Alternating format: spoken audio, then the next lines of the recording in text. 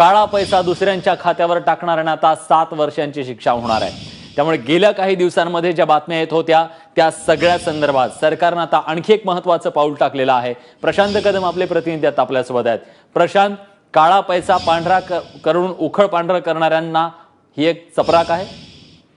नक्कीच विलास, जेव्हापासून मोदी सरकारने हा नोटबंदीचा निर्णय घेतला होता त्याच्यानंतर भरपूर प्रमाणात काळा पैसा असणाऱ्यांची खरं तर झोप उडाली होती आणि काय करायचं या पैशांचं असा एक प्रश्न होता। अनेकांनी त्याच्यामध्ये गैरमार्गाने आपला पैसा जो आहे तो अनेक आपले गरिबांच्या अकाउंटवरती ट्रान्सफर केला किंवा काही लोकांना काही आमिष दाखवून त्यांच्या नावावरती ट्रान्सफर केल्याच्या बातम्या किंवा तशी चर्चा जी आहे ती गेल्या काही दिवसांपासून सुरू आहे। पण अशा पद्धतीचे व्यवहार जर झाले असतील आणि एकाच व्यक्तीच्या नावावरती अशा पद्धतीने जर पैसा जमा झाला असेल वेगवेगळ्या खात्यामध्ये तर इन्कम टॅक्सची त्याच्यावरती करडी नजर असणार आहे।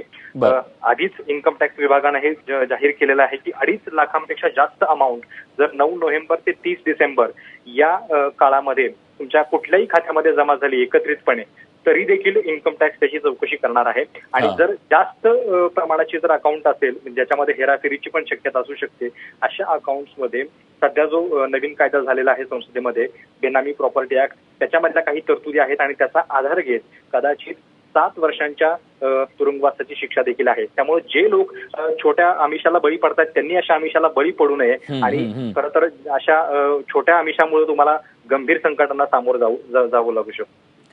नक्कीच हा सगळा जो इशारा आहे ते सगळेजण घेतील अशी आशा करूया। धन्यवाद प्रशांत, तुम्ही दिलेल्या सगळ्या सविस्तर माहितीबद्दल।